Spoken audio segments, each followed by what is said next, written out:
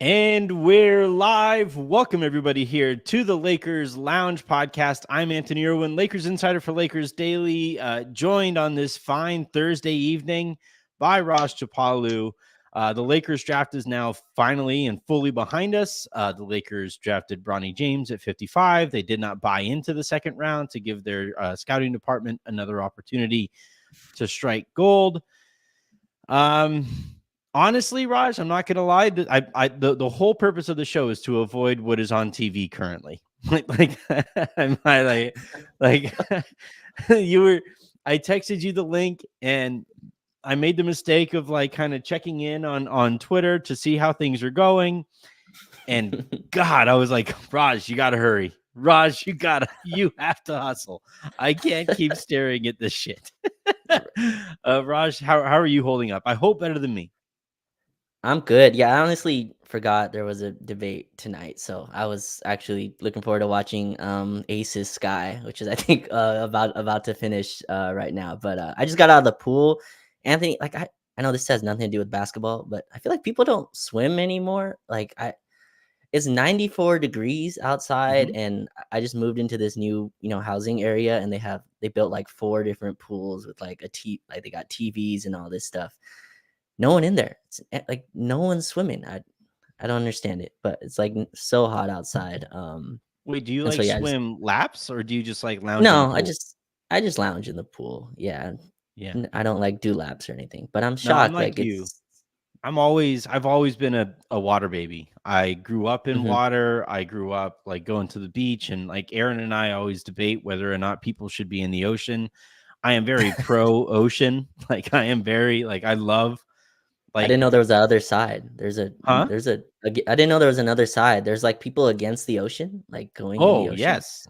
Yeah, Aaron Oh, says the people who like the ocean, and Aaron says that the ocean itself is white people shit. Which is what? just perfectly Aaron. But He lives near the um beach. It doesn't.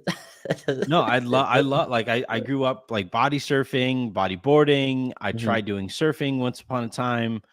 I just grew up around all of that stuff. Honestly, it's what like a top 5 thing that I miss the is the ocean and the being able to beach. just drive half an hour and be in the ocean. I took my family down to the Gulf a couple Mhm. weekends ago, but it's a 4-hour drive to put my feet in the Gulf. It's not really an ocean; it's the Gulf. Right. So I miss that quite a bit. Today on the show, we're going to be talking about the draft that was. We are going to be talking about a little more about Dalton Connect. I have some details that I found since then or since that pick that I wrote for my Substack. I We also watched the Lakers draft Bronny James, and of course the takes flew, myself included. I already, to those of you who were like trying to cancel me over that post, I muted the post. I'm not hearing any of you anymore. Like it's over. It's it, I stopped. I sent it. I saw what the response was when it took a negative turn. I was like, I'm out. Eject button gone. Um, I did write a little bit more about it. Actually, you know what? That's the piece that I will put in the chat here. I did write about Bronny on my Substack. It's a free post. It is free to everyone because I just charged for the last one about the Lakers drafting Dalton Connect. So you guys can check that out if you like. Raj and I are going to talk about Bronny and everything that kind of went into it. And I guess that's a good place to start, right? I think we should just kind of dive in and see where this takes us. Sure. Um, Raj, I'm going to let you offer your perspective on it first, since yours is the more popular perspective. Sure. I don't know if it's the more popular perspective. I just look at it. First of all, I think we should congratulate Bronny for making the league, right? That's a huge accomplishment for any young guy. And, they spoke to Rich Paul and he said, "What does Bronny want?" I think that's a question that a lot of people want answered. And Bronny's response to that was, "I want to hear my name get called on draft day," right? And his response was he doesn't really care where he's drafted. But the point was that, well, Can't we quite can say get that into if that. you only work out for the Lakers and the Suns. So we can get into that, but I think first and foremost, just congratulating Bronny for getting drafted, and it's a very cool, like whatever we think about the process. in my opinion, it will never happen again where a player as good as LeBron still making all NBA teams is good enough, has as much longevity to see his son get drafted on the team. I feel like Bronny was a Laker 3 months ago. And like Yeah. you know, like I don't think that's bad to say. I don't think that has to be a whole conversation on on nepotism and if it's a meritocracy and all those kind of conversations. I think LeBron has earned every bit of power real estate he has. He is that good. Like he every bit of leverage that he has over the organization or whatever you think he does, he has earned every bit of that. And if he wants his son to be on the team, I think that's a totally fair uh thing that he can ask for in this world of the NBA, which Woj even mentioned. Like there's nepotism everywhere. The Lakers are run by the Bus family, by Jeannie Buss, who got the franchise because her dad is owned the team before her. And that's kind of my main look at this. I see Bronny as still a talent. I think anyone who makes the league, like you don't stay in the league at all without at least earning your keep in there. And Bronny is going to have just as much support. We lost Raj. Raj was giving the popular stance. All right, so I guess I'll filibuster with my stance and then let Raj jump back in whenever his camera. I think he's having camera issues. Nope, he's good. He is back. Raj, stop Wow, scaring me like that, man. Don't leave me up here on the stage alone. Because here's the thing. I don't think what I'm saying is all that insane. Like, I don't think what I'm saying should be all that controversial. And I haven't said it yet, so we'll see. Like, we'll see what the audience's response is whenever I say it. But like, I feel like my stance of, hey, I would like to hear from Bronny, not from Rich Paul for Bronny, not from LeBron James for Bronny. Since he got to USC last fall till now, he hasn't spoken with media. It's not, he does his social media stuff. There are plenty of videos of him looking happy playing basketball, that stuff. But I would like an actual honest sit down with Bronny, to like actually, like, if he, and by the way, if he says that, yeah, I love this, of course I love this. I've put in, how much you have to love it to put in the amount of work it takes to even put myself in this position. I literally almost died on a basketball court and worked my way back to it. If he says those things and means them, perfect, fine, I'll back off. My only concern is that, like, we haven't heard from him. We just don't hear from him ever. But you will never, like, my stance on this is you will never get that answer. Like, they are, and again, this isn't a bad thing to me. Bronny has been around, obviously, his dad his whole life, and he's been around the game of basketball, the business of basketball. He's probably more media trained than any second round pick to ever exist, right? Like, he's had this type of attention on him his whole life. So, like, the answer you get, you probably aren't going to know for sure until years later or after the fact. So I think the assumption, well, like, I don't know if it's an assumption, but I think most people, again, that are on, I guess, technically my side are looking at this. There's no pressure for Bronny James to play in the league. Like, he has no financial pressure. His dad obviously is well off enough to where he can probably go in any route that he wanted in life. And I'm sure once he showed or piqued an interest into basketball, then obviously he was given all the resources and the tools and the support to kind of support that dream. And to me, you'll never, like, Anthony, I've seen you and others kind of bring this point up of, is this what Bronny wants? Is this the route that he would actually choose? Does he want to play with his dad? Those are answers to me that you will never actually get. There's no, you can't give him truth serum or any of that. No, I think I don't even need truth. Just answer the question. That's it. Like, and I promise I will shut up. I promise. I swear to God I will. Because, like, here's the thing. And no, like, all right, so what, Weedy Sweats, you really think he's being forced to do this? No, I don't think he's forced. But so I grew up in a very affluent area. I grew up in Yorba Linda, California. It is one of the richest kind of communities in the country. And in that area, there's a lot of parents who have their own successful businesses. And a lot of kids that I grew up with just had that business lined up for them whenever they finished high school. They basically just had to finish high school, and you had a business. And for me now, especially, like having fought, scratched, and clawed for every inch that I have in my current lifestyle, or the lifestyle that I enjoy currently. It would have been nice to be able to like walk away from high school and just immediately have financial security and Sure. immediately have a career. But in talking to some of my friends who stepped into that lifestyle, a lot of them felt like, yeah, I just didn't have a choice. And some of them like it. Some of them, and by the way, this isn't, I'm not assuming that Bronny doesn't like it. I'm really not. But I'm not even anti-drafting Bronny. It's a 55 pick. Who gives a fuck? And all like the nepotism stuff, like Rob has his job because of nepotism and cronyism. Like I don't like drawing the line at the sanctity of the 55, the number Right. 55 pick, where like this is where it needs to be a meritocracy. I think that's ridiculous too. I Mhm. think that's really, really stupid. I think it's really disingenuous. My only point here is that everybody seems to be looking at this from the perspective of LeBron. How this has to be so cool for LeBron. He gets to play with his son, and he gets to do this. And then Lakers fans are looking at through their own prism of being a Laker fan. Of course, Lakers fans think that Bronny would like to be a Laker because they want to be a Laker. like, yes, that's how, of course, that's how people feel.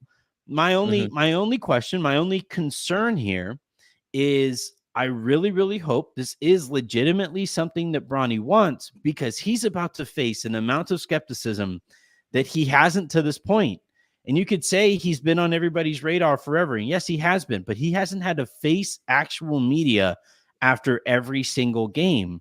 He doesn't have to talk, like he won't have to do those. And now he is going to. In the NBA, it is written in your contract that you have to meet with the media a certain amount of times, and if you don't, you get fined. And like, yeah, all right, I guess technically he can just keep racking up fine after fine after fine, and LeBron can pay it off for him because LeBron's doing just fine. But those are the only things. And like, like we will learn pretty quickly if Bronny has a future in this league. We're gonna know like relatively quickly what this is going to look like, because most 55th picks don't pan out. Most guys who get drafted at 55 don't stick around very long.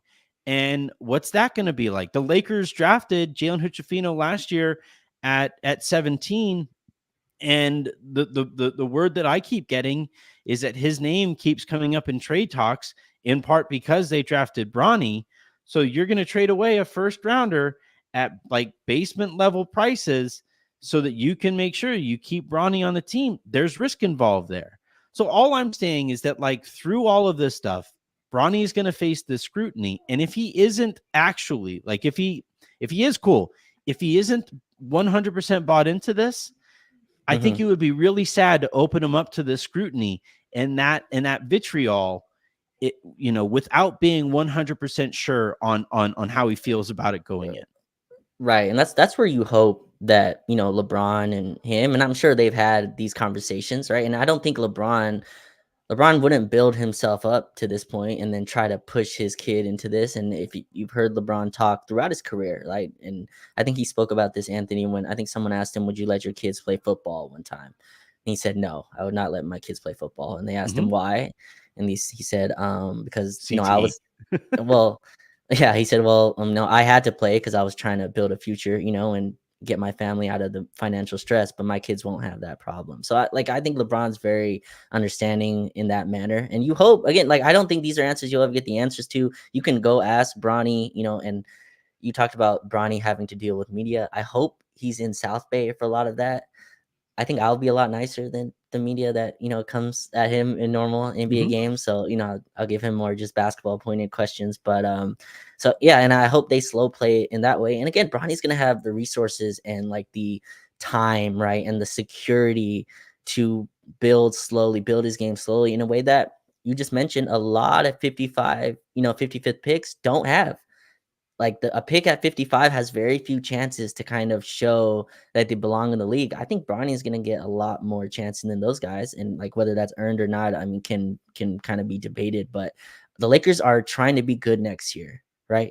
And so there should be no pressure. And again, this is crazy with JJ being the first time head coach. There should be no pressure for Bronny to make the rotation or play above even the guy connect they drafted at 17th pick. Like the Lakers should have a roster that has a full rotation, and Bronny can slowly play his way, whether he plays on the parent team for very long. But I think next year should be a year where he's really living out his second year in college in the G League. I think that's kind of the best case scenario. And I just want to believe that this is what he wants, because you just talked about the work that it takes to get to the NBA. You don't make the NBA without being a psycho basketball lover in most cases, especially at the height Bronny's at. And I think and it's not like Bronny wasn't spotted to be drafted at this point either. He was, kind of mocked at like the 55 through Well, the 58 issue there though range. is that like people were mocking him there because they were They knew. anticipating the Lakers taking him there. I don't know that it was fully about LeBron or Bronny the basketball player as much as it was like this is where we're predicting or how we're predicting is going to play out.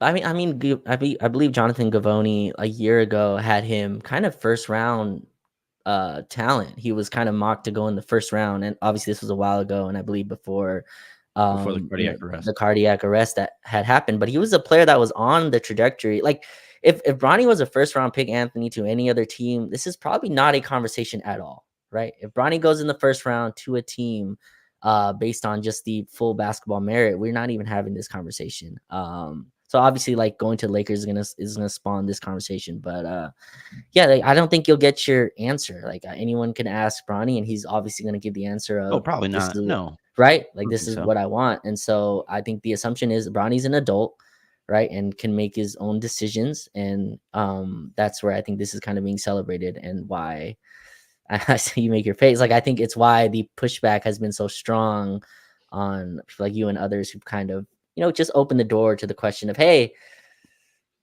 can we hear from the kid at all? And like I think that's a fair question. But they're not even like Bronny didn't even do questions after any of the workouts. I don't I believe think he he answered. spoke at the combine Okay, once, according right. to Alexis, and now that she mentions it, yeah, I do kind of recall that. Um, and like I just I want more of it. Like I want and like G loading is saying that I sound like a hater. I am really not like hating on Bronny here. I don't hate the fact that now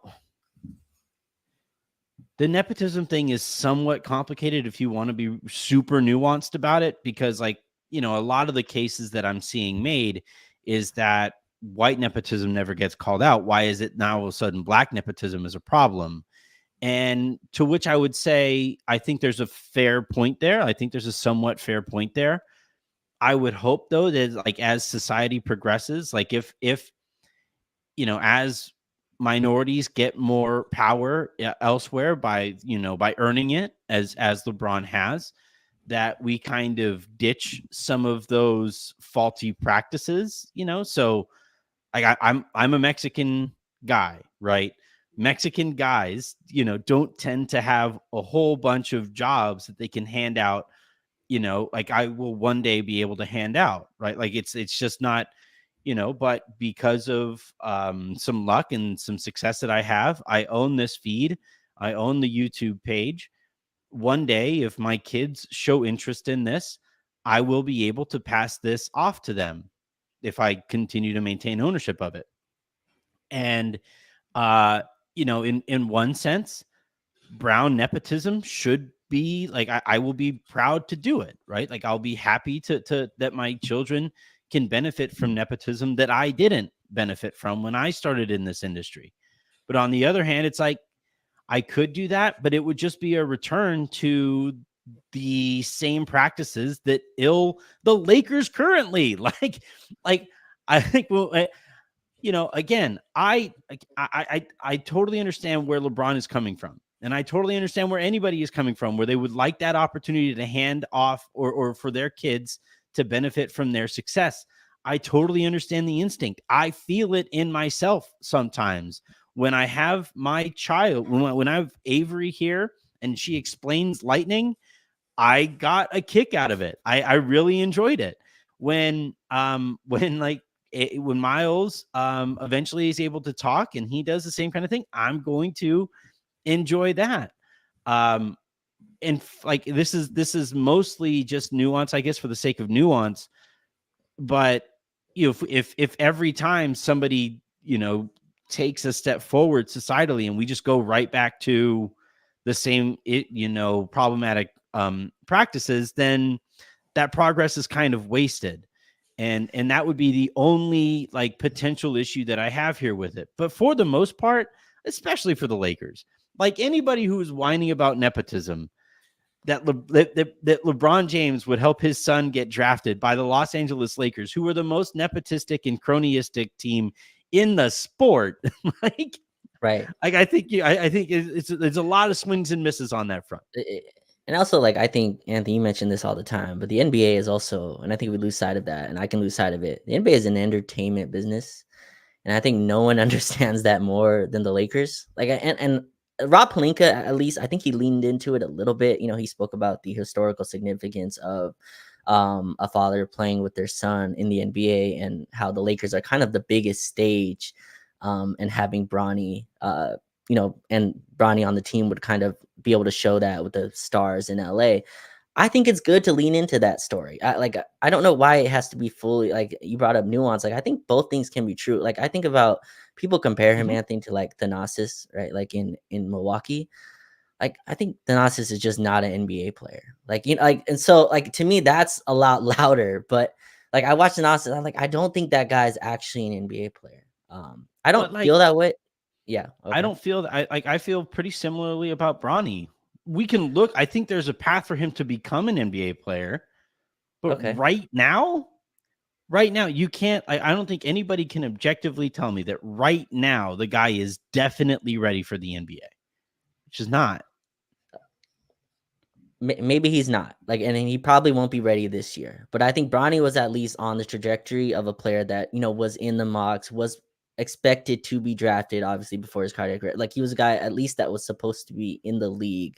They didn't just hand this out to some player, on the side, or like, I feel like Bronny's at least a legit prospect, where this makes it work a little bit more. But even putting all that, I think it's very clear that they wanted Bronny on the Lakers. I don't know why that has to be something that's like taboo to say, or and Rich Paul has very No, Bob Myers breaking the news that Rich Paul telling people that he would take Bronny to Australia, and like that being a clear like report. It wasn't even Bob Myers. They made him confirm it, and Bob's like, yeah, this is what I'm hearing. This is yeah, and it exactly what I'm happens hearing. all It the was time. I don't even have a problem with that either. Like people think that I have a problem with that. That's how Reeves got to the Lakers. That's how like it had like that. Those kinds of practices happen. I don't have a problem with that. The only question, and Mhm. it's not even a problem right now.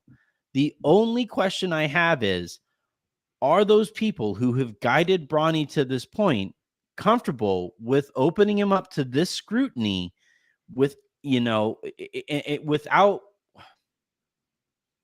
See, this is where I think your side has a fair point, because the people who have guided him here, I would imagine, one, I know they know him better than I do. Mhm. And if he has told them that he's open to all of this and he wants to keep on going with it, then they're going to keep on going with it.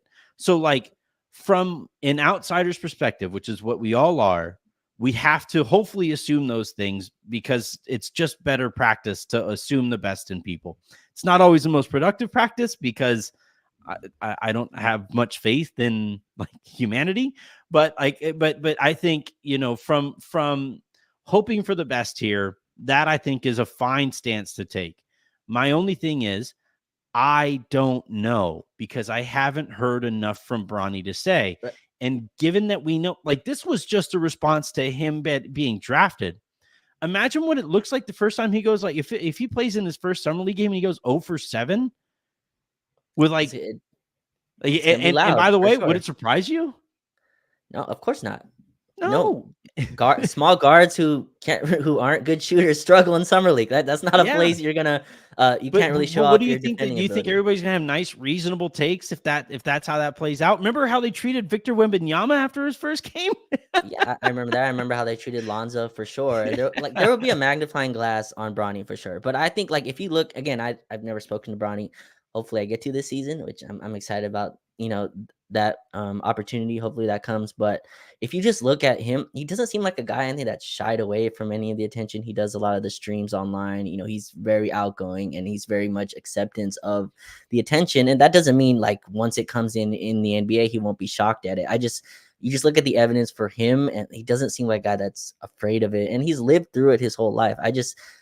I think most people are assuming this because like there's no really other way to go about it. The other side is more in a cynical kind of state of, is LeBron and Rich Paul controlling it, right? And like I think that's a way to look at it, but you hope and like you would think that this is something that Bronny's very much told them, like, this is what I want. Like, my dad played in the league, I want to play in the league. And he went to USC, and I think he was on that trajectory before he had the cardiac arrest. And that's all we know right now. Like, I expect Bronny to be available after summer league game for post game? I don't know.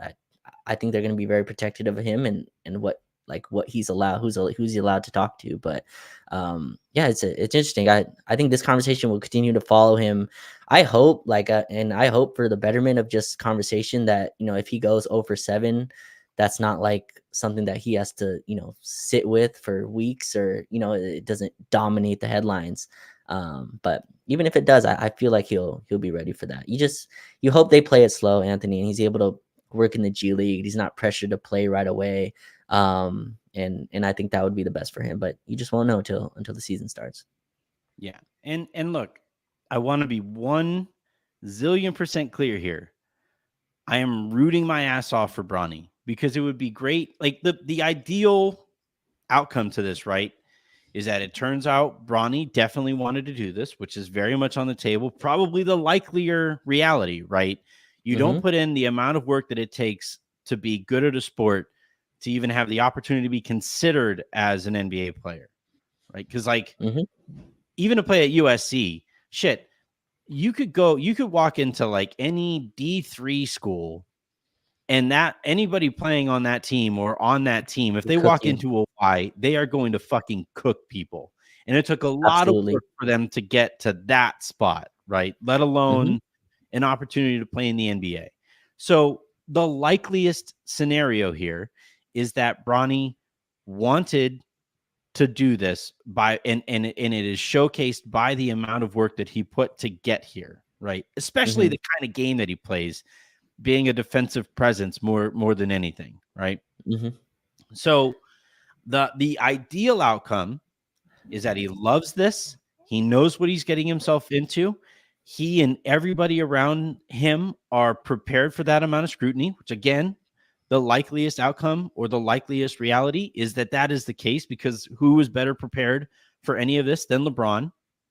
And that it works out and he makes the team and he's like a fine role player and we all move on with our lives. The I will say only outcome that I'm concerned about is that he isn't 100% sure, and then he faces that scrutiny while he wasn't 100% sure going into all of this. Right. And I think the only part of this, they definitely didn't make Bronny's life easier, right? With the process of, and again, I think there's been conflict. It's been conflicting messaging, right? I think the messaging early was, we just want Bronny to be a normal prospect, like as any other, prospect would. We don't want any kind of special attention. But then they shut down workouts for everybody except Phoenix, and the Lakers. Which again, like if you want to be on this side, be on this side. Like I don't mind. Come out, and I don't know if you can come out and say this, but come out and say like we want him to be a Laker. And I think that's a totally reasonable expectation that everyone thought was going to happen. But they definitely, I think the kind of strangle holding, Anthony, the process, right, of we are going to make this happen, and Rich Paul even coming out and saying, "Oh yeah, I would have made the Lakers draft him at 17 if that was," like kind of just very much controlling this whole process and putting their hand on it. It just doesn't seem as genuine or as much of a, like a nice Disney movie story as it could have been if it wasn't just he's going to the Lakers no matter what. And everyone's like, oh, okay, well, I guess that's what's happening here. So there was no like process. There was no, oh, these different teams are interested and the Lakers traded up to get it. Like it was none of that. It was just, you guys all stay away because he's coming to LA. It hurts the story a little bit, right? It's not as pretty, it's not as cute of like a story to package. But at least I hope like now that the draft is done, we can kind of focus on his game, which I do think there's some potential there to kind of break down and analyze in terms of his future in the league. But right now, yeah, for sure, the story is going to be dominated by him and his dad being on the same team. So yeah, I think that's why you and others have kind of created this, or not created, but I think that's why the pushback has come, because Rich Paul and Clutch, and they did their job. They got their client to the place they wanted to go. I Mhm. don't really like, Anthony, the Austin Reeves comparison, like the comparison of other draft picks. Like I understand that this does happen in the league. It's just this feels a little different. Like I just think the reasoning for it is different than like why Austin, told the Pistons not to draft him, or other situations. And this is a unique situation. That's fine for it to be a unique situation. Let's leave it at that. Let's keep it what it is. It's an agency and a team and a dad that wanted his son to be on his team. And I would like that to be more clear than this whole conversation that's turned And into. by the way, Raj, like there are reasons for LeBron and his team to want him to be a Laker, right? Absolutely. Like if I'm LeBron and I know, having faced that amount of scrutiny that LeBron has faced his entire life, Hmm. what my son is getting ready to face, I would want to be there to try to like shield him from some of that and try to Hmm. support him through that and be there with him through every step of that, right? I Hmm. told You guys know this. I'm a dad. Like I can't go a show without talking about my kids. And shit. Like we asked Avery the other day, what do you want to do when you grow up? And she's like, I want to be on YouTube. And I'm like, oh fuck no. I'm keeping my daughter away from the internet as soon as she recognizes how ugly the internet can be. Um, but like I understand, like if they said like early on in this process and throughout this process that yeah, we want him to be a Laker because we think that he would benefit from learning firsthand from LeBron James. We trust the Lakers organization to develop Bronny, like all of those things. Again, transparency. I'm fine with it. I'm cool with it, right? And maybe that is what they're thinking. Maybe we Yeah. just can't know. And uh instead it's been framed as LeBron wants to play with his son, and it's like, yeah, but like this is son. Like Raj, you're younger than me. You were in your early 20s more recently than I was. Would you want to, like, as if you were a young, like in shape, good looking 20 something year old, a millionaire, would you want your Hmm. son there, or your dad there with you at every step, like at every city when like groupies are like calling to you? Do you want your dad there? Do you, like, is that something you would want? Because I'm not sure I would. My dad was lame as shit. See that? See that's the tough part. Like for me, probably not. But I also didn't grow up as Bronny did, right? Like I didn't live Yeah. that life. So like I'm sure Bronny has had. I don't know about thing you just brought up, but like I'm sure Bronny has had access to whatever he's wanted, as he growing up. So I don't know. Like me answering that, I don't think would be the correct answer. But I'm sure there's a part, like I don't think this has to be either, Anthony, because I think it's sold this way. I don't think it Yeah. has to be black or white either, right? Like I'm sure there's a part of Bronny that wants to play with his dad, and there's also a part of Bronny is like, I just made the league. Like I want to go out on the road and do what NBA players do on the road, Yeah. whatever they do. But like I want to be. I want I want that part of. I I want my want that. to be up in some strip clubs, Raptors. Like we're Raptors. Like why can't I do the Harden? And by the way, he Right. can't. Like LeBron's gonna be like, hey man, like after a game, Bronny's gonna be like, all right, I'm going out with the guys, and Bron's like, are you? Are you sure? You can, you're Right. your own man, but like, are you Uh, sure? Like, do you think that's the best call? We have I've dinner. had that look. I've gotten that look from my dad. Don't you have a Yeah, test tomorrow? Are you sure you need to go out for Taco Tuesday? Are you sure? You positive? we made dinner at home. What do you? You don't need to. Right. Fine, you So want to drink? You can have a glass of wine here. You don't have to go out with your friends. You're good. it's like I don't drink. But no, like yeah. So like I'm sure it's not a black or white. There's gray area to all this, and then, like I'm sure a part of him wants to play with his dad, and part of him wants to just be an NBA kid. And really, it's gonna be what, a year, two, depending like how long LeBron plays.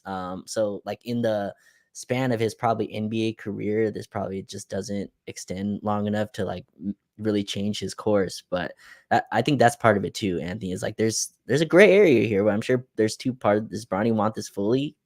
I'm not sure, but there's a part of him I think that does, and I think there's a part of him that also wants to be a young 20-year-old, and there's nothing wrong with that either. It is a little. There is going to be some strangeness, some locker room stuff. Like I think all that is okay to kind of mention, right? Like you had the Doc Rivers, Austin Rivers stuff that has starting to float around way more after the Clippers have been finished. Like I'm like imagine if Doc Rivers was on the team. Like there's going to be some of that as well that I'm sure the team will work out. But yeah, I think there's some gray area to this as well. That like it's probably not all or nothing. There's part of him that Yep. wants it, probably him that doesn't. So I wanted that to be kind of a 20-ish minute exchange. We are now at minute 35. So we will move on to the rest of the draft. There was picks after Bronny. I thought it just ended. Do you think they're going to be like, do you think how many guys in the 50s are going to have a half hour spent talking about them being taken in the 50s? You know, it's crazy. There were so many second rounders where they didn't even show them getting selected. Like they were talking about Bronny. Jokic was taken during a Taco Bell commercial. Like they were talking about the cheesy gordita crunch when Jokic was taken by the Nuggets. But wasn't that the whole point of having the draft on a different day, was so that you don't have to do that you can show every pick? And there's still like Malika was going, oh yeah, draft 52. They just selected this while we were speaking. It's like, what? Oh yeah, you're the NBA. You're the draft, but yeah. I do want to talk quickly about like the presentation here because I like the idea of splitting it up. Like I was fine with splitting it up. It was nice to go through the first round and then like be able to just kind of let that marinate. I mean, like selfishly from a content perspective, it's nice to get an extra day covered in June, in late June. It's nice to have that so that we have 4,000 people watching right now. Please do hit that subscribe button. And so like that's nice. It's nice on a Thursday night in June to be able to get that bump. So that benefits us. But you know who I felt for like the most today with how poor the presentation was on ESPN was the kids who were getting taken and were sitting in that sad ass green room. And like in years past, for the second rounders, they would get taken. Everybody's drunk. They're like super excited about who gets taken with the 47th pick, and everybody cheers their ass off, and they get to walk to the stage and they shake Mark Tatum's hand and they dap him up and they get to cheese for the camera. But no, it was like, and with the 47th pick, the pick is Joe Blow out of Dayton. Give it up for Joe Blow. All right, Joe. What do you think about being taken? I don't know, man. This fucking sucks. I thought the presentation on it, and I guess our buddy Rye Cole made a good point that with the debate being tonight, maybe they wanted to get that out of the way, and maybe next year's. But I also don't see them using primetime hours on the second round of an NBA draft. Right.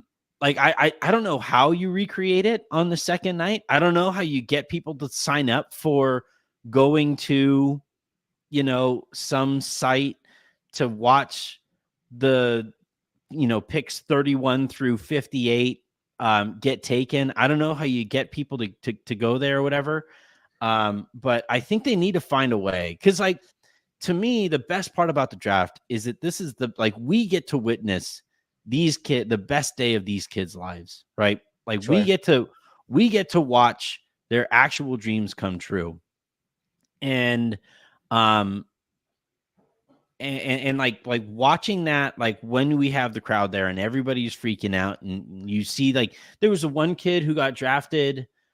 Gosh, I'm forgetting his name because I'm not a draft guy, but there was a kid, he got emotional right on it, and it was just it almost felt Williams. Awkward with him, not him being emotional felt awkward. It was just I felt awkward for him being emotional in this tiny little closet that ESPN assigned for the thing. And then on top of it, the thing starts with Stephen A. Smith screaming at us that LeBron is going to take the veterans minimum to go play in New York. I just thought it just felt so cheap. And the ESPN would never do that for the NFL. ESPN would never cheapen the NFL's actual product in the way that I thought ESPN cheapened the NBA's actual product today. Right. I don't like this presentation at all, and I'm not gonna, name names in the way, I would, but I don't understand. I think they should just have it on I think the draft should just be one day. Like, I understand trying to get in 2 days, and I don't know if the Bronny stuff was the reasoning for that, but I just didn't like that. Was it so that wasn't in Barclays then, right? Like, I'm guessing that green room was just somewhere else, or was it still in Barclays or a closet in the No, that Barclays? was literally at ESPN's like New York studios. They have Oh, okay. studios out Yeah. there on like the docks It, in New York. it's just so awkward. They call the names and like everyone's looking at them and they do like a soft clap. I thought it was just not presented well at all. And then I think the way to change this, Anthony, and we've spoken about this way more, off the pod, but just get people who are enthusiastic about what they're talking about. Like, it's very, like, again, no disrespect to any of those guys up there, but I just know Stephen A. Smith and Bob Myers are not watching college basketball like that, in a way Yeah. that you need to be to know about these guys, right? And like when they pan it to Jonathan Gavoni, I think he at least has an enthusiasm and an understanding and kind of can Yeah. break down the players. But we have Where's to hear Zach Stephen Lowe? Like Zach where's Brian or Jay Windhorst? Where Billis. like yeah, Jay Bill, like where's anybody who actually cares about Oh, basketball? or Tim Legler, right? As well, who's like Tim Legler's Yeah. not a super college guy, but like you hear him speak about these draft picks, he's very at least knowledgeable enough to speak on them in a way to analyze it. Stephen A. Smith and Bob Meyer, like number one, they're arguing with each other about really strange things. Kendrick Perkins is up there as well. Again, these respect to all these people, but Kendrick Perkins, I'm sure, is not watching college basketball in that way either. I'm not even positive Kendrick Perkins watches NBA basketball. I think he watches it. I think he watches NBA basketball, If it's but like also on, like if he's like at the barbershop and right, there's like right. there's a basketball, like okay, then maybe he watches it. No, in the But I first also round, don't picture him on like a Wednesday night sitting down to Portland no. Clippers. No, for sure. Yeah, I think they were. I think when Rob Dillingham got picked in the first round, and they were asking the panel, and Kendrick Perkins was describing just the most general on-ball guard that could ever exist. It's like, and this guy just did not watch this guy at all. And if you didn't watch that guy, that's fine, but that should not be your representation of the draft. It's just there's a way to, I think, present it better than they did. But you have Woj and Bobby Marks there. Really, like I. This is for a conversation for another time, but I just don't think like Anthony in that moment when you're like when a player gets drafted and gets selected, you should throw numbers at the screen at the fan, like at the listener, right? Like Bobby Yeah. Mark, what does this mean for the Atlanta's cap? What like on this the apron and Bobby Mark explains it very well, and he's very enthusiastic about the numbers, which I think he should be. But I think in Mhm. that position, that should be about basketball and the fit and like what that guy does on the court and what's his story to get there instead of Atlanta wants to avoid the second apron, so they're trading 54 and 55 to like get under the tax. What? That's not the place. It's long Yeah, rant to no, say I didn't like I the agree with presentation you. either. I agree. Yep. Let's talk about the Lakers draft though, because the longer Yes. we go here, the less time people have to pay attention to the debate. The Lakers overall draft, I was overwhelmed on hmm yesterday with the result from yesterday, and underwhelmed with the result today. How do you feel about it? Yeah, I didn't expect them to purchase a draft pick in the second round. I think Anthony, they've kind of understood that they can get the guys they liked in the undrafted pool. So like I was But expecting they Bronny. didn't. Like a I mean, lot of the guys that like you would hope, like a lot of the guys that like so you're never gonna get first round talent undrafted. It's I not gonna mean, happen. Austin Reeves was was undrafted. Uh, Yeah, but he wasn't a first round type prospect coming out. He was a no, he wasn't. no, Stop. okay, not coming, He's not been come. good, but Okay, he I was see what you're like saying. under no circumstance would Austin Reeves go in the first round. No, I get what you're saying. I'm saying, but Austin Reeves is he became a first round talent, Yes, right? You do that absolutely. draft over, he gets selected in the Mhm. first. That's what I mean. Yeah, you're not going to get first round. I guess people. I Pedigree. mean, you wouldn't in most drafts, right? You're not going to get a person who was projected in the first round undrafted But anyway. But I that's think I think you can get the player at least that you are targeting, right? And I'm hoping that's kind of the research that's being done. Is that like, okay, we are actually targeting Blake Hinson, right? Who they signed as an undrafted guy, and like we're looking at him, and no team seems to be picking him. Then we can go ahead and just take him instead of buying a pick in the second round. That's glass half full. Looking at it, like would I have liked them to give the scouts a chance. I think the scouts would love to not have to pick at the undrafted pool every single year. But I think there's ways to it. So I wasn't mad. I really liked obviously our first round pick and Connect, and Blake Pinson looks like an interesting guy. And there's also a guy from France as well. They always seem to get like a international player that's super athletic and just super bouncy every single year to bring to summer league. I forgot who the guy was last year that they got. It was like a super bouncy dude. He Oh, was on he yeah, was I on know our who you're talking about. yeah, he was Yeah. on our summer league team, and now he just won a championship with Dallas. Oh no, excuse me, he was on Dallas. Not they didn't win it. Mhm. But yeah, I was fine with our draft. I didn't expect us to buy a second round pick this year. Yeah, I don't know. I think that like I had Daman on the show ways back. Hmm. And Daman, for those of you who don't know, Daman Rangula um is legitimately one of the brightest people that I know. Like legitimately, I think he's a business genius. He helps, the business end of things on Stratechery. And anytime I have like a career type question that I'm facing, I legitimately reach out to, was it Alex Fudge? Yes, Um, yes, Alex Fudge. Yes. so I was anytime I have like, so like right now, right, with my Substack, I'm trying to figure out, because Lakers Daily pays me to be their Lakers insider, and I'm trying to figure out like what kind of content is worthy of the people's investment that they've made into my Substack. And so I reached out to Raj and I asked him, what do you think? What do you, this is what I'm thinking here. This is what, and he's a great, great, great asset that I will never take for granted. And he made the point when he was on the pod, a while back, about how like the Lakers need to figure out what their strength is, and they need to lean more heavily into that strength. And I think, objectively speaking, the thing that everybody is most confident in the Lakers' ability is their scouting department, and the people who make that offer up the information so that Rob Pelinka is as informed on that draft decision as he can possibly be. Doesn't mean they don't mess it up. Nobody is batting 1,000, across the history of their organizational draft picks. But the Lakers are like, that is the thing that they do the best. And when Sure. you have an opportunity, when you're the Lakers, to accentuate the things that you are best at, you have to take that opportunity. And in this case, the Lakers basically sitting out the second round and not giving their scouting department opportunities to continue to be the most productive aspect of the organization. That's where I get a little annoyed. That's where I would say, like, you're taking away from that, especially if they had the 55th pick lined up specifically for Bronny James. That's not a Right. scouting decision. That's not something that the scouting department helped them out on. He was guided to the Lakers. So in essence, the scouting department that the Lakers have, that we all trust, Jesse and Joey Buss, the thing that we have the most confidence in, they had one bite at the apple this year. One. And this is coming after Rob Pelinka tells us that like the focus of the organization here moving forward is drafting well and developing the Hmm. guys that they draft. And it's not consistent with the messaging that is coming from Rob Pelinka. And that's why, like, I know people are gonna, I already saw it in my mentions. Why are you always whining and all this stuff? It's that there is no coherent and consistent theme and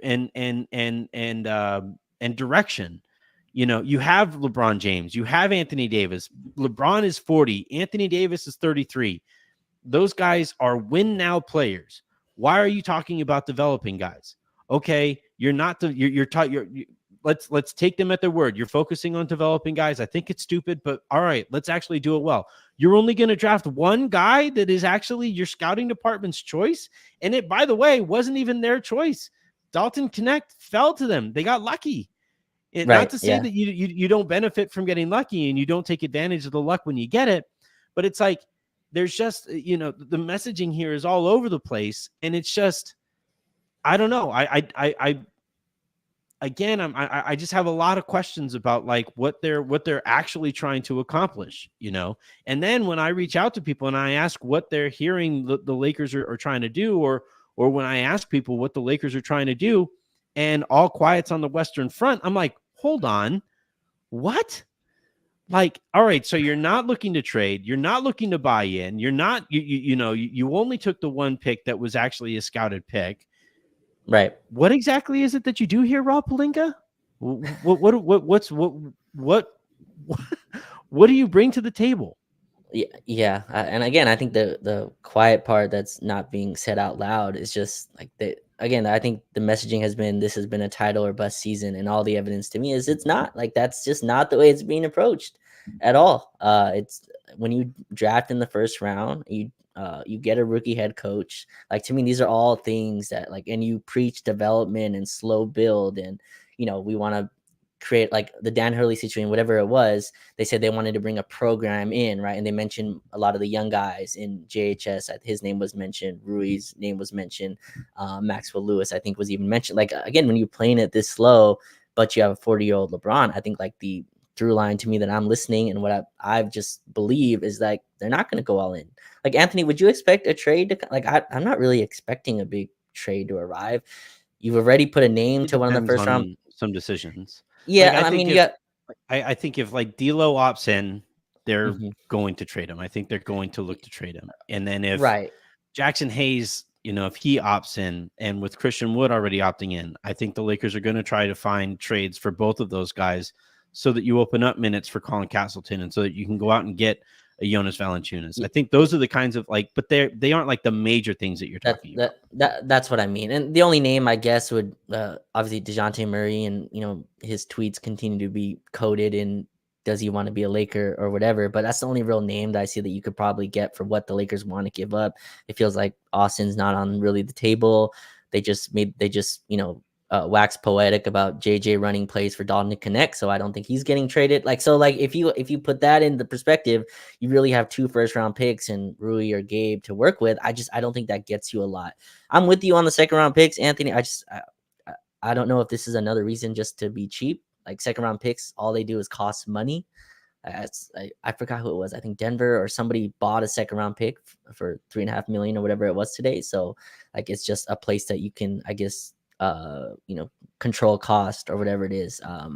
But yeah, I think that's what to me that's the part of this that Rob Pelinka can't come out and say, yeah, we're not really gonna go all in, but he can say, it's hard to make trades when you're looking for the perfect one.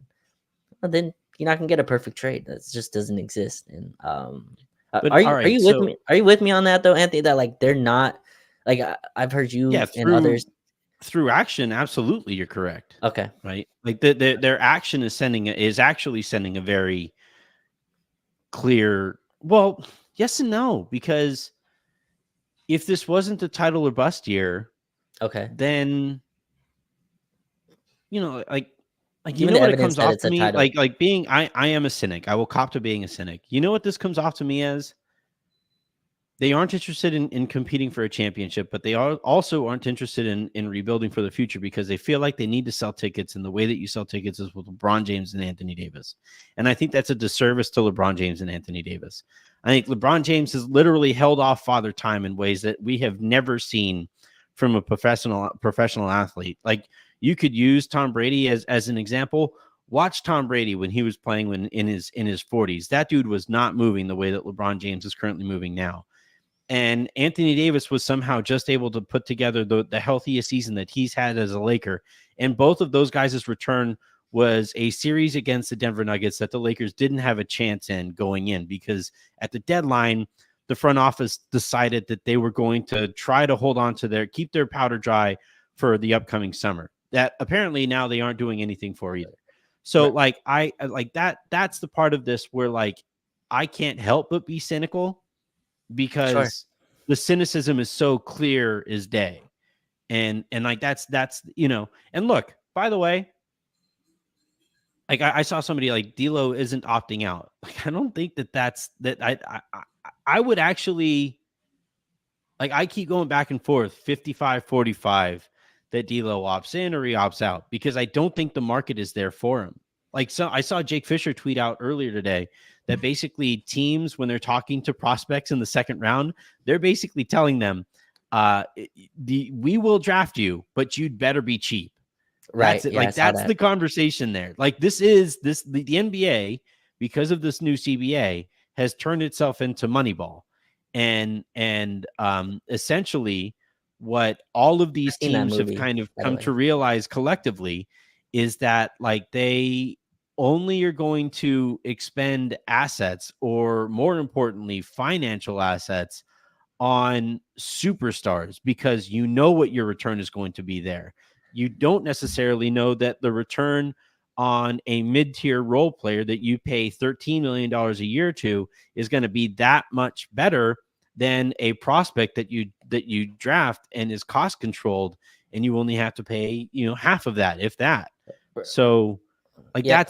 that's the part of this where like it all just feels very cynical. Having watched this take place, I was there firsthand while this was happening in baseball. It sucked. It sucks now to watch these guys like reach free agency and finally have that big payday coming, and then they're like, actually, no, you're not getting paid. We're gonna pay Julio from Cuba, a 15th of your money because they provide 70% of your production. It- Moneyball, that was a true story, right? I like that movie. I think it's like Yeah. 6 years, 7 years ago. It was all Yeah, it was a true. true Okay. story. The Oakland Haze. Well, obviously dramatized, but yeah.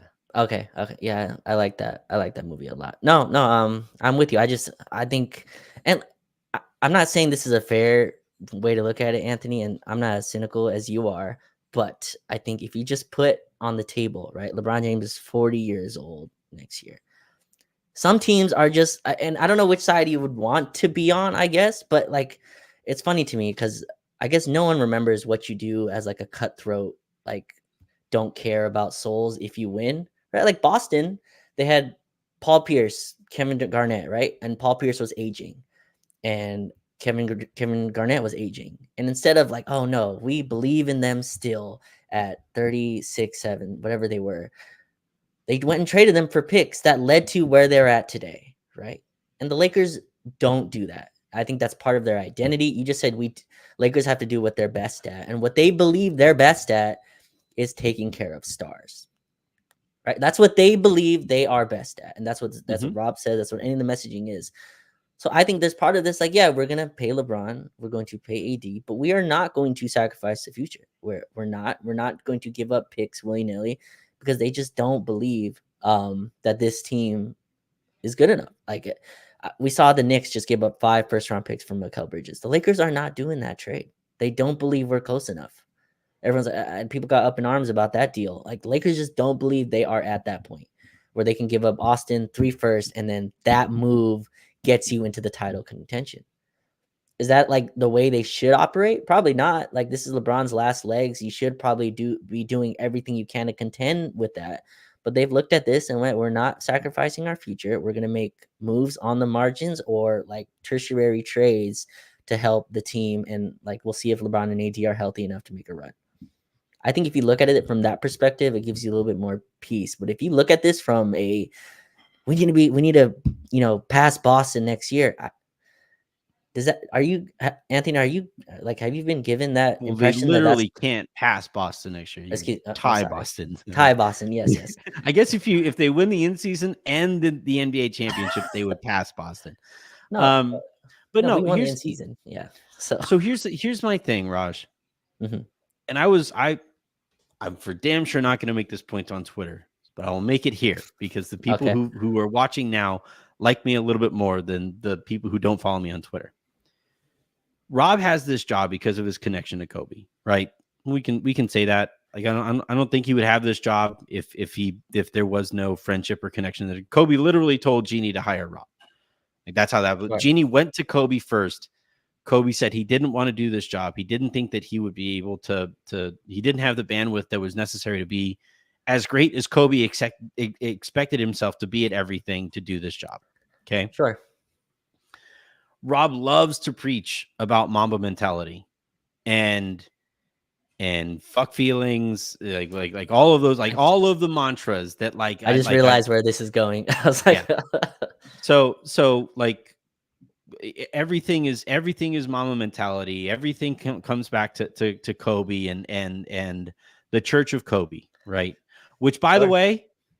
way, I think there are a lot of values in that poster that you have behind you, in that Mamba Hmm. mentality poster. Like I think that like the work ethic, striving for greatness, all of those things, I think there are a lot of things that I would hope that an organization believes in Hmm. and tries to practice, right? The problem is that all of the excuses that Rob constantly makes fly in the face of that mama mentality shit. It just does. Because and also and look, maybe I'm pointing out the obvious here because LeBron doesn't mean as much to the Lakers as Kobe did, but we watched the Lakers when Kobe had one final opportunity to win a championship. Um, we watched the Lakers trade everything for Steve Nash, trade everything for Dwight Howard, go out and get, and really try to go for it that one last time while Kobe was still standing on two legs, right? And I don't see any difference in where LeBron is right now as a player and where Kobe was when the Lakers tried to give him one last shot, one last Mexican came out, one last shot at winning a championship. Like if you're gonna like sit here and preach all of those things and you're gonna try to benefit off of those mantras, then you for damn sure better actually follow through with them through your actions. Because I know if Kobe were LeBron right now and he heard his GMX, it's a funny term, GMX here talk about, well, it's just so difficult. This new CBA is really tough. Could you imagine what Kobe's response to that would be? Could you imagine how he would light up his GM if that was what he heard, what his GM was saying publicly in a press conference, not Right. privately, where he like it's one thing to say that privately to like to your star. Sure. If he sits down with your star and you say, like, look, this is what we try to do. This is how much it costs to like, this is how much draft capital it costs to get this kind of a player. This is how much draft cap. Those conversations happen all the time. By the way, they tend to be explosive because stars are like, I don't give a fuck. Go get me Right. the guy. But could you imagine Kobe's response if his GM were saying these things and this guy gets to be Teflon because of his relationship to Kobe? Like Sure. that's the part of this that like when people ask me why am I so cynical all the time, it's because of stuff like that. Yeah. Because that stuff just makes me feel icky.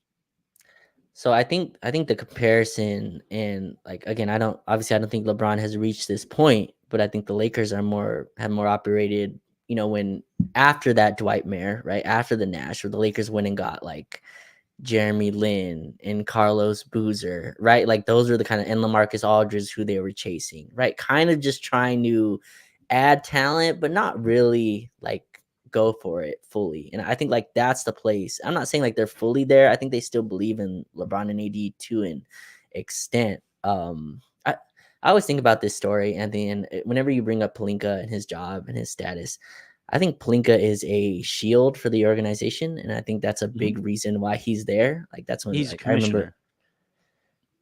right? And so I remember the story of when Magic went on TV and just railed the Lakers a new one. The story was they were all huddled together in office somewhere, the heads of the organization, and then the Lakers won a title the next year, right? So like, and Palinka's, I think, has gladly and smartly taken the role of I'll just take all the bullets.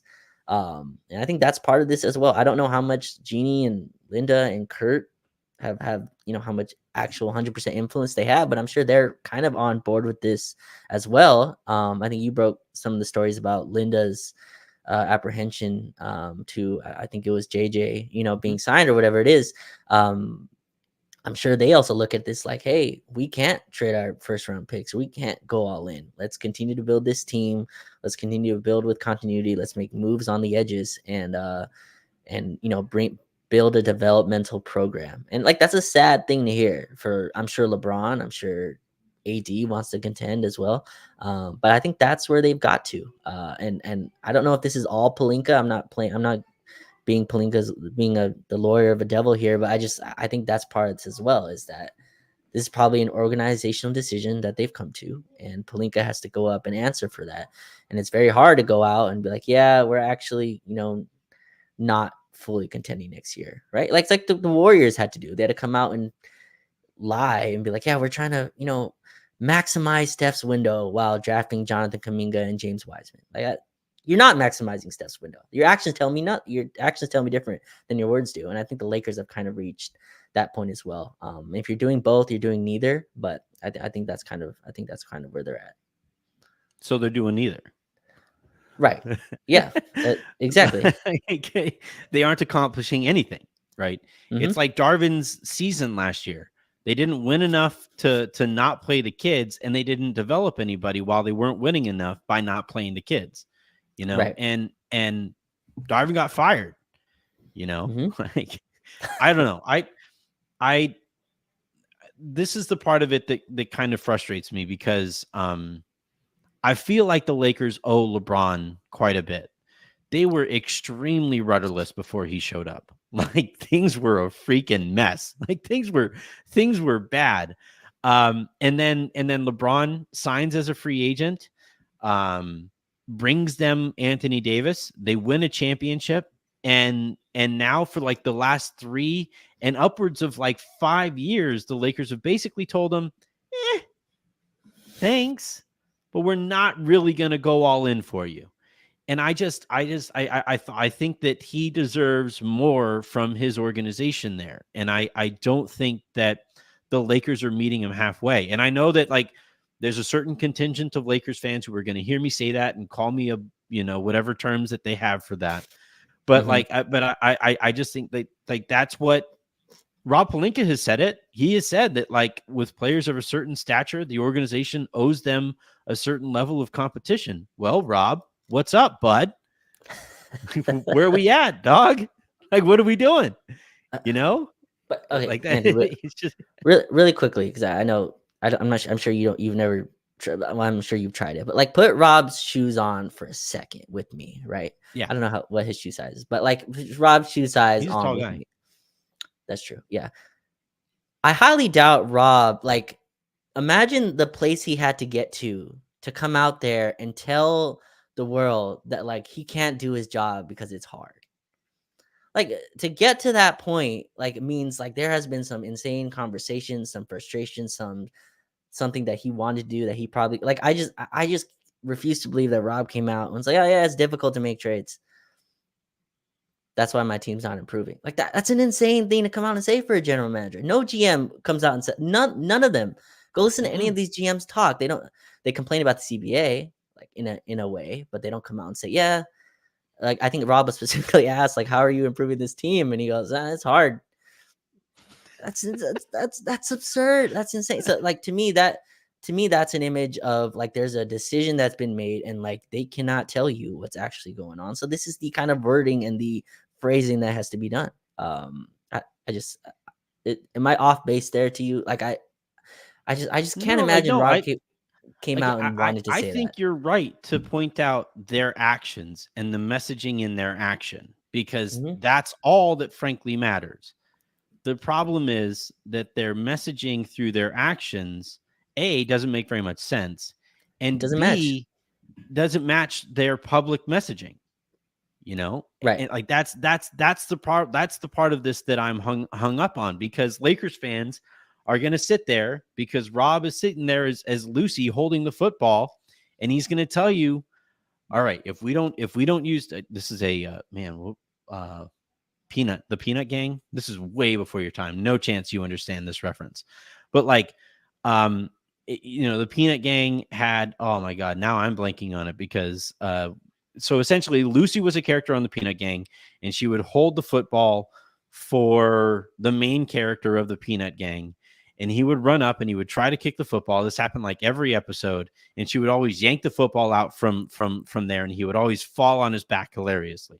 And it was like a big humor had not gone very far at that point when that was it. And that was a big humorous part of that cartoon from like the 60s or whatever it was. And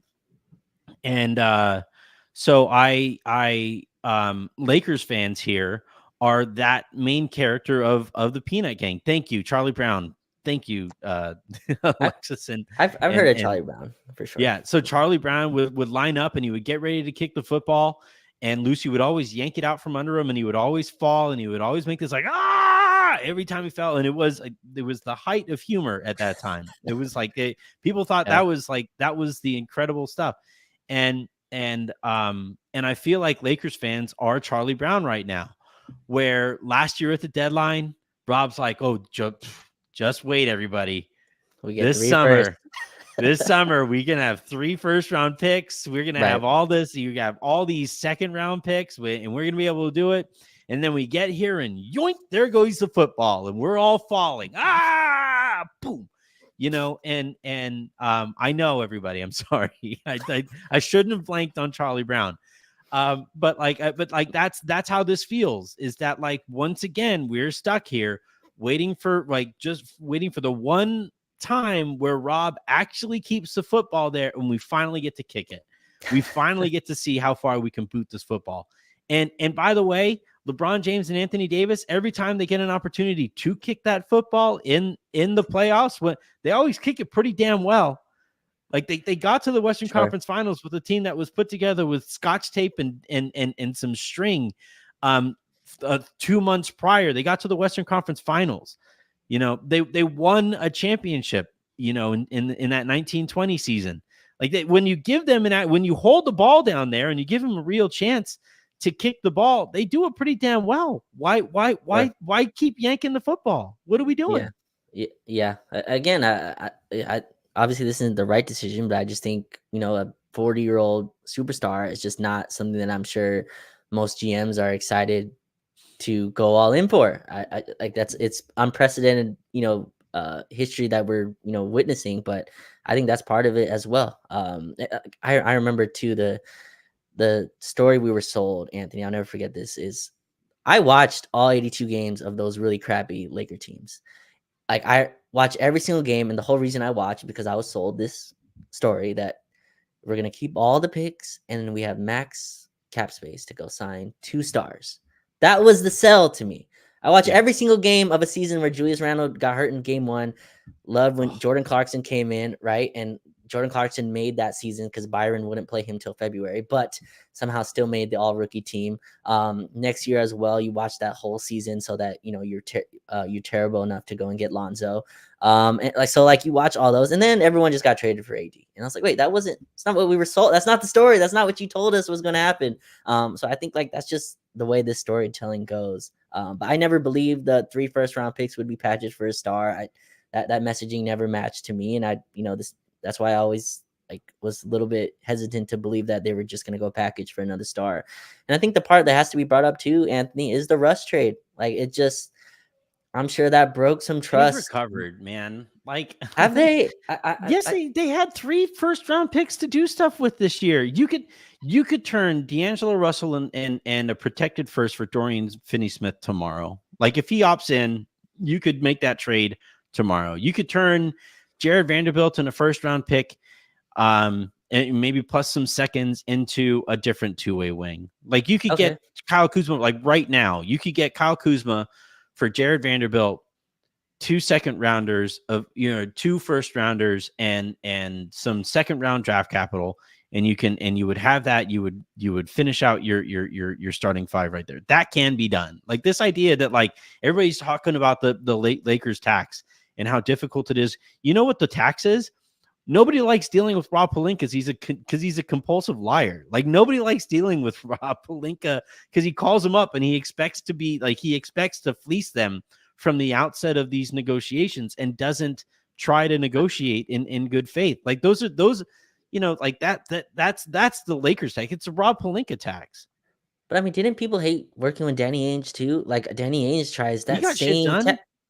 That's what I'm saying though. I don't buy that excuse either. That Lakers can't do anything because Pelinka is unliked. Or, I mean, I feel like every agent, to become an agent, you have to go through this process where you become somewhat of an asshole. So I see the issue again. I think those are all fine names. It's just again, if you do those moves, I'm not saying those are bad moves. Kuzma's a nice player. It's just I don't think the team believes those shoot you into contention. And then you trade those 2 first-round picks, you have an empty cupboard. Right. And is that a fair way to look at it? I'm not sure, but I think that's the flexibility issue. And you've talked about this, how Rob likes to go into the season with at least one first-round pick to keep some level of flexibility. They haven't done anything with that at those deadlines with that flexibility, but that's kind of what the organization would like to do. I keep going back to this, and I don't bring up the Rush trade, Anthony, in a terms of they haven't recovered from the assets of that. I just think like that move, kind of the blaming of it, the who got blamed for the decision, the players that they let out in that deal who eventually became, contributors on championship teams or have become max type players. I think that kind of scarred them from making these type of deals for max salary or close to max salary type guys. That's a sad way to operate. Like, what's the saying? Like, scared money don't make no. Like, you gotta at least have some kind of risk involved. Yeah, But I think that's part of this as well. Is like that's kind of it burned a lot of the relationship. You can speak to this more than I can, but I'm sure there was some separation it between definitely did. clutch. Right, like it burns some type of bridge there. The bridge is still walkable, but I'm sure like there's some stuff that fell off of it. I think that's part of this as well. And is it right? Is it wrong? I think that's the way they've approached it. That's the way I look at this season.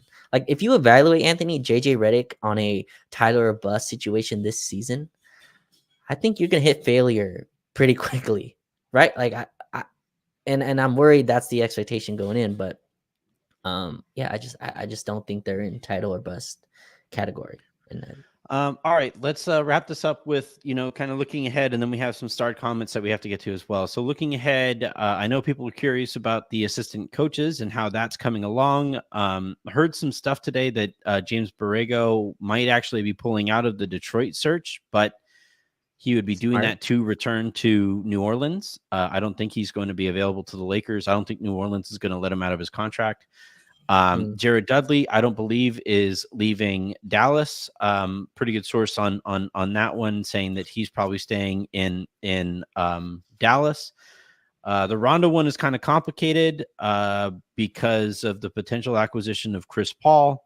But I guess he's technically on the table. I know people were making a big deal out of him and D'Angelo Russell being at that camp together, which is fun stuff to kind of think and prognosticate about. But I don't know. I don't necessarily see it with Rondo.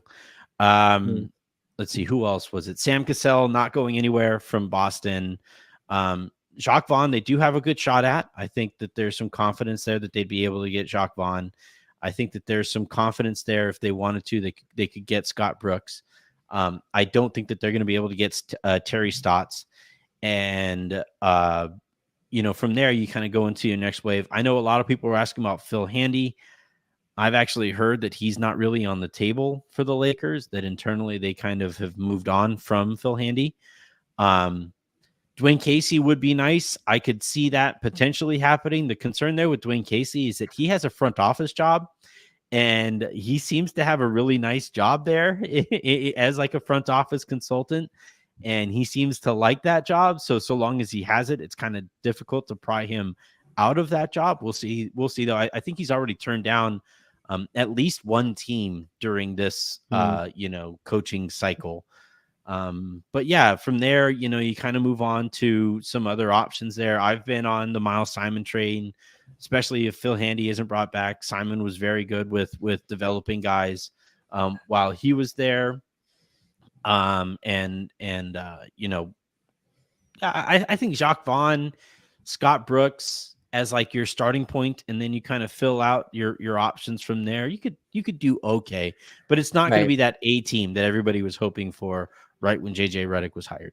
Right. And JJ said he has a lot of kind of autonomy on, what coaches, he'll bring in. So we'll see if he reaches out. I think we discussed Stan Van Gundy earlier as well. Kind of disappointed Phil Handy's not returning. I think that's a major asset in the developmental arc. I liked him working with Rui. I thought he really helped him. So hopefully they can kind of fill that void. Anthony, I hope they just don't let JJ also be their shooting coach. Like, I hope they go and actually like, I hope Yeah, JJ the is shooting not the coach.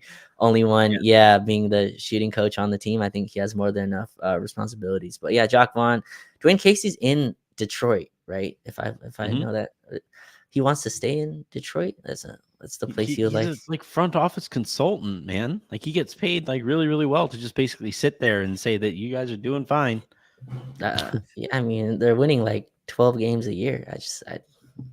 I don't know. Okay, well, I guess maybe Dwayne Casey won't come over. But that's a guy that I actually like that can come over. But him, Scott Brooks, you mentioned Jock Bond. I think those are fine additions to the staff. We'll see who else they go get. But disappointed Phil Handy, won't return.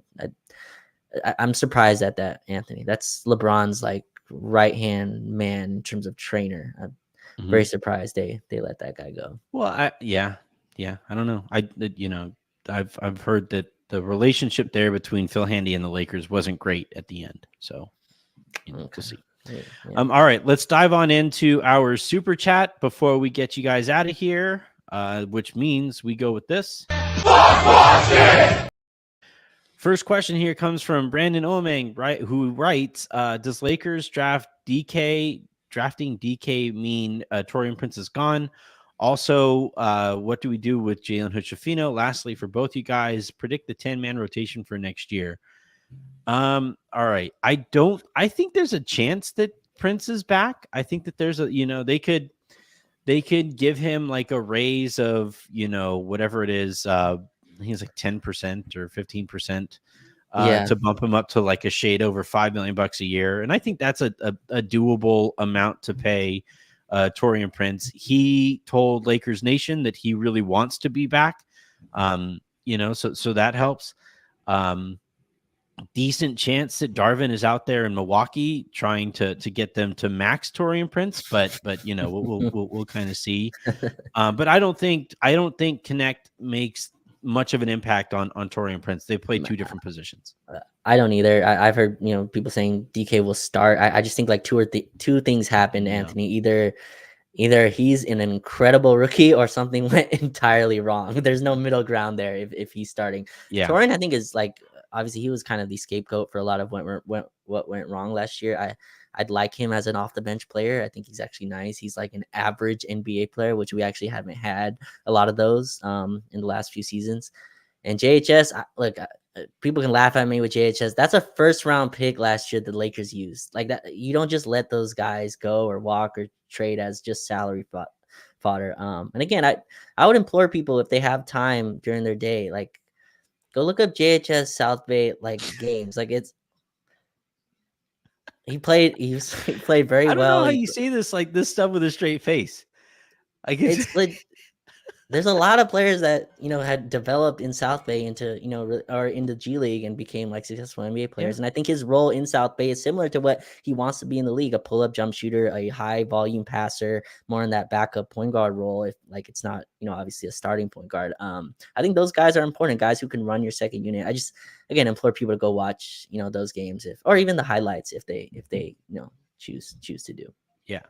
Brandon, oh, did you want to take a stab at the 10-man rotation? I don't like the problem is they have kind of a roster crunch, and that's before we get the information on Cam Reddish's decision. Jackson Hayes has a player option ahead of him. Obviously, we've talked about D'Angelo Russell. Christian Wood already took his player option. Yeah. I'm like the Lakers are still very, very, very, very, very confident. I'm told that LeBron is going to be back. Oh yeah. But there's just like this weird No. like No. there's like a 2% chance out there that I just can't quite ignore. And it's only 2%. Like you're talking about a 90, like what are the things in life that you like that you would look at and say like 98% chance that it's going to happen, right? Like that, Okay. if I told you, hey man, 98% chance that you're going to have your next meal, like I think you would take those odds, right? It's just like a 2% chance that like it's just like a weird, and I don't know. It honestly might be just kind of applied pressure from LeBron, that I'm taking a little too seriously, and from Clutch to be like, hey guys, like this whole develop shit, like, and it might just be them signaling that, which I'm fine with. I'm actually on board with, but I don't think they feel weird that sentiment out there that's just like, yeah, but Yeah. I mean, you draft his son and then he walks. Like that is the most insane timeline that Could you exists. Like imagine that you universe. hired his podcast host and then you drafted his son and he goes and plays in Philly? The thing is, here's the reason that I'm really, really confident LeBron is going to be back. Like if I had to bet on it, I would say that LeBron is going to be back next year. Because if he leaves after the Lakers hire JJ Redick, after the Lakers draft his son, Lakers fans will never fuck with him ever again. Ever. And NBA players know what kind of a boost Lakers fans give to your product. And if basically you have the largest fan base in the sport, never buying any of your shoes or jerseys ever again, that is a hit to the bank account that you cannot recover from. And considering LeBron wants to own an NBA team, I don't think he can risk that hit to the bank account. So that, No, like, beyond, all the other stuff, like, again, me being the cynic, I really think LeBron is back next year, because that is a big ass risk that I don't think he thinks is worth it. I do too. And also I think the Lakers can just pay him more than anyone else can, right? So he's going to take every single penny, and as he should. And you talked about the pressure. I just don't think the Lakers feel any pressure. Like I think they felt like he was coming back, pretty confidently. So Yeah, I think he'll be back. the people I've spoken to close to the Lakers have consistently maintained he's back. Like, shut up, he's back. Right. So, but also, it was like, shut up, Kawhi's coming. So, like, Yeah. I don't know. Shut up. We got Dan Hurley. He'll like that offer. All For right. The sure. next question here comes from Brandon Oeming. Did y'all see Lo with Doe at his basketball camp? I did. And my response is neither of those guys are going to be with the Lakers next year. Phil Handy was there as well. Another non-Laker, maybe. I did see Anthony Davis with Phil Handy at his camp, but no, I there's just, it's just a lot to ask to overlook for an assistant coach. The potential for not getting along with Chris Paul if you bring in Chris Paul.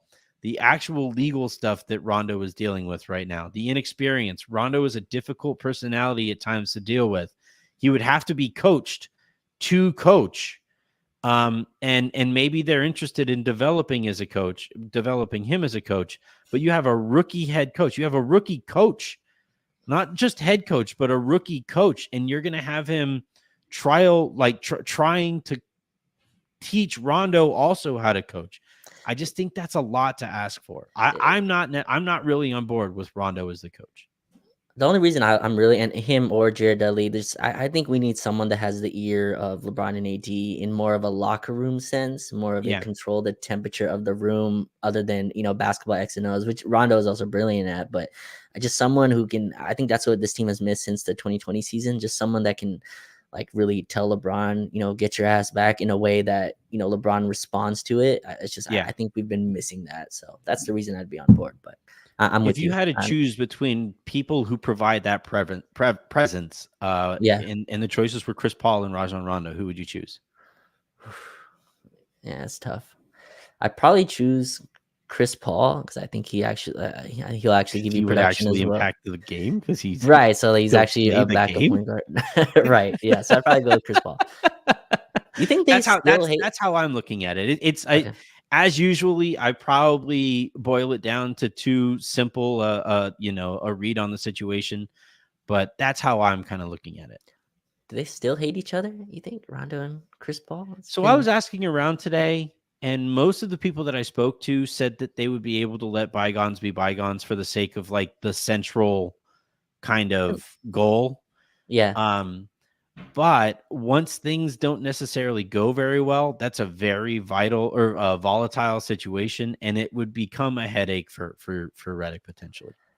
That's true. Yeah, he has enough problems. On his head. Justin Tyndall writes, "Come on, Anthony, no shade on our Australian league." No, my comment when I said on Twitter that if Bronny isn't going to Australia now that he's going to be a Laker, can I? It was purely a comment on the state of our political situation here. Because every time I look over at my tweet deck, I see some new "Good God, we are screwed" tweet. I don't think there's a single person who watched that debate and was like, "Hell yeah, the next 4 years are gonna go great, fantastic." I don't even think that's a political statement. It's like these two old senile guys who just like screaming at each other. Apparently, at one point they were yelling at each other about how well they golf. What are we doing?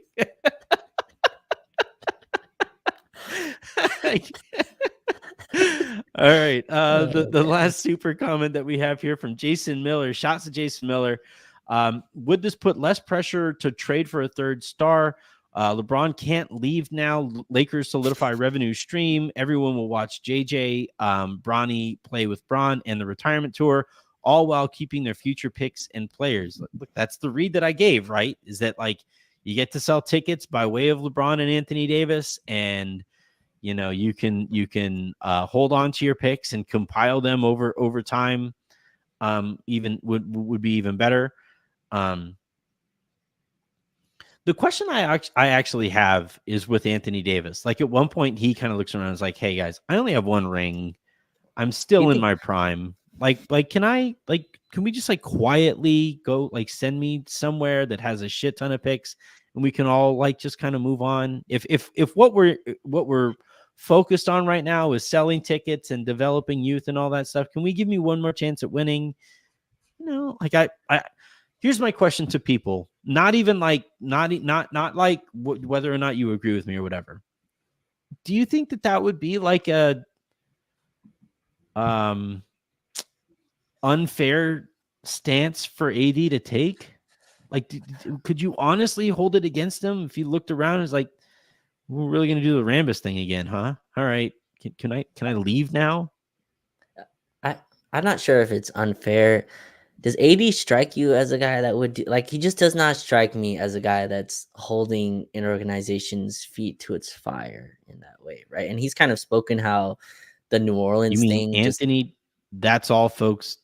yeah, Davis but like he's would spoken about this. never like No, but demand out of a situation. no, I'm not saying he wouldn't, but I'm saying like he's spoken about that situation and he spoke how like that wasn't like he's just never been in that position where he's been the villain before, and it's kind of it was a strange kind of situation for him to be in. I don't get the sense that AD liked being the villain there. Did you? Like I didn't get the sense that he No, enjoyed that. Right? Like they asked him about the shirt he that you likes just being said. like, For sure, sure, but, like, they asked him about the "That's all, folks," and he said, "Someone put that out for me." Like, didn't lean into it at all, like, kind of, shrugged it obviously, no one believed that, but, like, he said that someone had his clothes out for him. I don't see not saying Anthony Davis isn't a competitive MFer and all that stuff. I'm sure all that's true. It just doesn't seem like a guy that's, like, looking around and going, "Oh, I gotta get out of LA." I think he really likes living here, really likes playing here, and, I'm not no, saying he's, I like, think that can be true, but I think at some point everybody has a breaking point. He met his breaking point with Darvin Ham.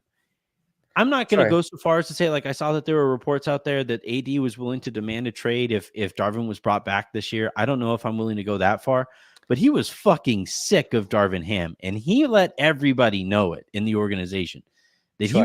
he was done with this guy showing up unprepared to work and unorganized for like these team meetings and stuff like that. And he said, we demand better than this.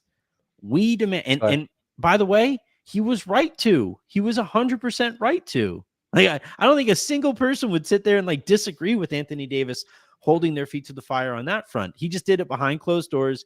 He did it more quietly. He didn't wear a "that's all ham." Like he didn't have like he didn't show like Porky P getting beaten up on his shirt. Like it wasn't anything like that.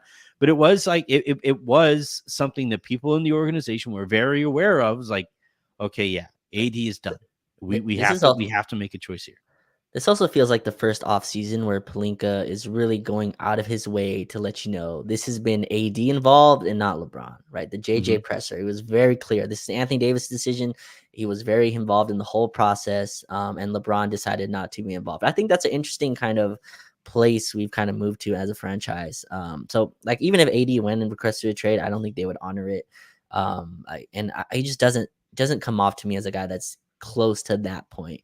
I see your Darvin Ham point. Like I'm sure he was, over Ham, and the post game pressers kind of showed that. But yeah, AD doesn't strike me as a guy who wants any part of getting out of LA. So I think we're far away from that. I just don't want to keep pushing it. Sure. Like I don't want to keep taking it for granted that like, oh, he likes LA. Stop. It's fine.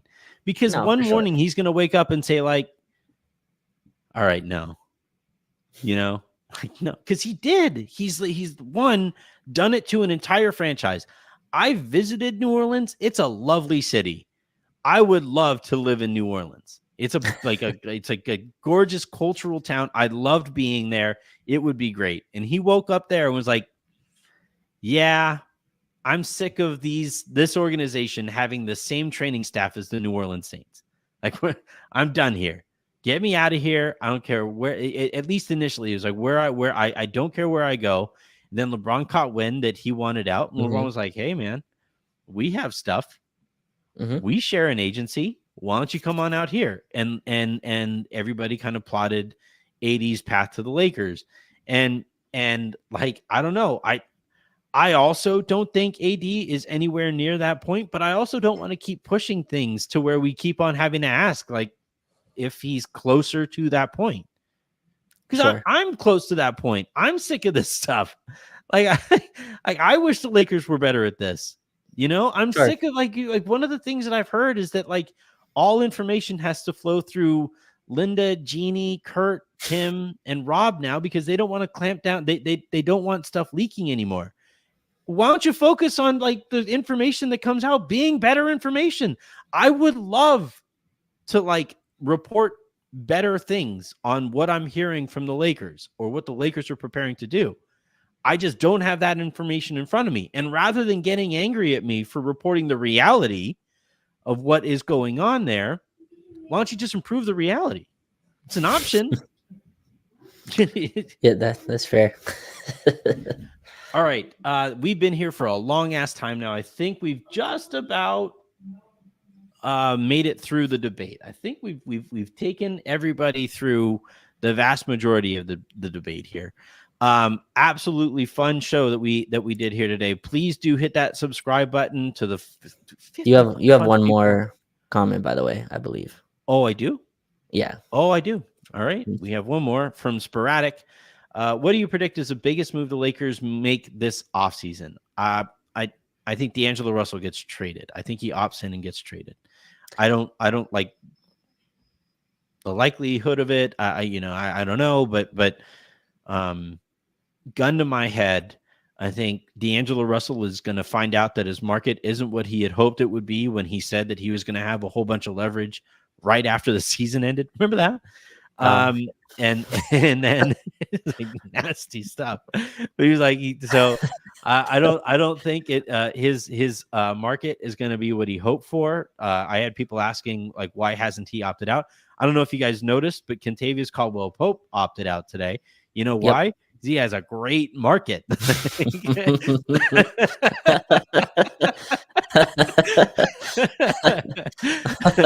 He opted out, and the Denver Nuggets immediately shipped out Reggie Jackson because they know KCP has a great market. Yep. And D'Lo doesn't have quite KCP's market. No. And I think that he might find that out and opt in. Yeah, I think that's the move too. I wonder if we can grab, like, obviously Dorian Finney-Smith has been named, but I would love to get like Cam Johnson if that's someone that you can go and get, attach some first to. But yeah, I think they moved D'Lo as well. Before we close here, Anthony, I just want to ask you, I think it's absolutely insane that Calvin Booth, the Denver Nuggets GM, came out today and just pretty much admitted that they're not bringing back Kentavious Caldwell-Pope. Or they're at least going to lowball him. No, he's like, we have Christian Braun, was basically his response. Yeah. KCP is their starting two guard for the championship team. I cannot believe that that's how that went. He said, "Oh, well, actually, Christian Braun had a good plus minus." What? That's how you're starting negotiation? Well, obviously they've been negotiating, I'm sure, but I thought that was insane. A lot of press conferences come. GMs are a little too transparent, maybe. I'm going to be honest about Calvin Booth. In terms of like situations you walk into, that dude was born on third base. In terms of NBA jobs you can take, that dude was born on third base. Tim Connolly made the KCP move.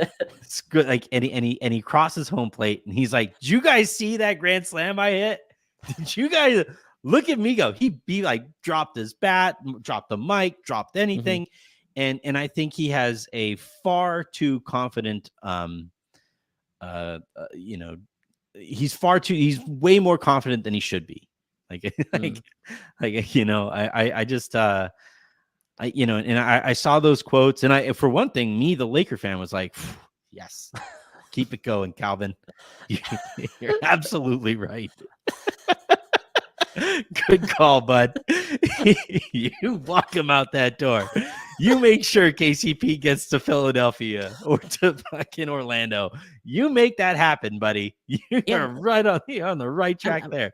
but Keep him I out of mean, the West. it's one thing, Anthony, to watch KCP walk out the door, right? Like, oh no, like come back, but like to put your foot on the back while he's walking out. To me, that just doesn't make any sense to me. I don't understand going into it. That maybe KCP's already told them he found another team, but yeah, like kicking the guy who's your third best player on your title team, like Yeah. out the door, saying, I just Well, teams. it's funny also because the Nuggets, like, they just watched Michael Porter Jr. No show in that Mhm. last series. Like, he was really bad in that series, and he looked really, really bad. Jamal Murray also looked really, really bad in that series, like by playoff Jamal Murray standards. Jamal Murray gets paid. Michael Porter Mhm. Jr. is still living off of the contract that he signed a few years ago. Yep. And if I'm KCP, I'm like, hey, man, I'm the one who showed up. Like, I'm the one. Now, he didn't defend Anthony Edwards very well. Like, I think he kind of struggled on Anthony Edwards, but I think part of that is that, like, we're just watching the ascent of Right. It's Anthony Anthony Edwards. Edwards. But like, no, like I think with Calvin Booth and with this KCP thing, one other potential read of the situation is that Booth knows what the market out there looks like, and might get some confidence from the fact that, like, he sees how everybody is operating and doesn't think KCP is going to get the offer that he's kind of looking for. But I don't know, man. Like, I know Orlando would, like, immediately love to have KCP there. I know Philadelphia would Really? immediately. Mhm. Could you imagine? Like, there isn't a better backcourt mate for Tyrese Maxey than KCP. That player doesn't exist. Right. And so, like, you have two teams that I know have cap space and would pay up for KCP if they don't get a star. And like, if I'm Denver, I'm like, at least a little nervous, especially because they won the championship. They lost Bruce Brown, who was a big part Mhm. of their rotation. They just traded away Reggie Jackson, who was a not as obviously not as big a part of their rotation. They lost Jeff Green from that championship team, and now they could potentially lose KCP, and their replacements are too young for me to confidently say that they're ready to go. So Right. Right. Yeah. I don't hurt him on the Bruce Brown thing. They could not afford him. Like yeah, I don't hurt their they shit. still But lost KCP, him. yeah, for sure. But I think KCP is more just a tax thing. Like you can go over the tax to resign KCP. Like you could that's a Yeah, money thing. That's a pure dollar sign thing. And it's insane to sell your fan base on. Christian Brown's a nice player, but mentioning that when you're asked specifically about KCP, I think that's insane way to operate. yep.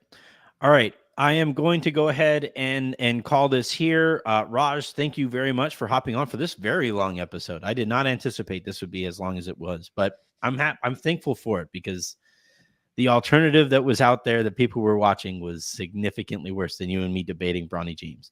Should I not Um, rewatch that? And is that what you're saying? Like I should not go I'm and probably rewatch I'm actually going to finish this and probably go watch The Bear. Like, I'm probably going to go and watch the the new season of The Bear. animal show or whichever that Yeah, is. it's on Animal Planet. So all right. Thank you, everybody, for tuning in. Again, please do hit that subscribe button. Whether it's you're watching here on YouTube, or if you're on Twitter, head on over to youtube.com/@Lakers Lounge to find us there. If you guys are listening to this in podcast form, please hit subscribe and rate and review the show wherever it is that you get your podcast, preferably on Odyssey. And then tell your friends about it. Let's keep growing this thing. Tell your friends that you love the show. Tell your enemies that you hate it. And until the next time you guys hear from us, I'm Anthony Irwin. That was Raj Palu. Have a great rest of your day. Make somebody else's, and I will talk to you tomorrow.